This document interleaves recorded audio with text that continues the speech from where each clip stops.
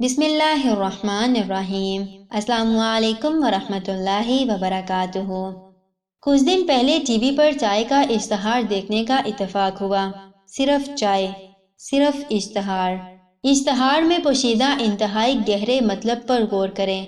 لڑکی کچن میں ہے، اچانک اس کا منگیتر دیوار پھلانگ کر اندر آتا ہے۔ محض چائے۔ لڑکی بالکل مطمئن ہے، پوچھتی ہے شادی تک انتظار بھی نہیں کر سکتے؟ صرف چائے کا اشتہار۔ لڑکا نہایت ڈھٹائی سے، چائے کی یاد آ رہی تھی۔ لڑکی چائے بناتی ہے، اسے پلاتی ہے کچن میں۔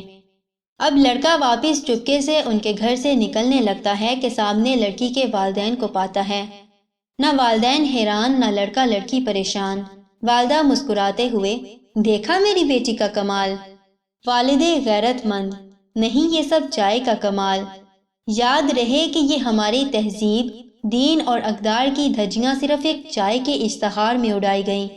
میں سوچتا ہوں کہ کیا اس افیئر دکھانے کے بغیر چائے کی ایڈورٹائزمنٹ ادھوری تھی؟ ہمارا میڈیا ہمیں اور ہمارے معصوم ذہنوں کو کیا دکھا رہا ہے؟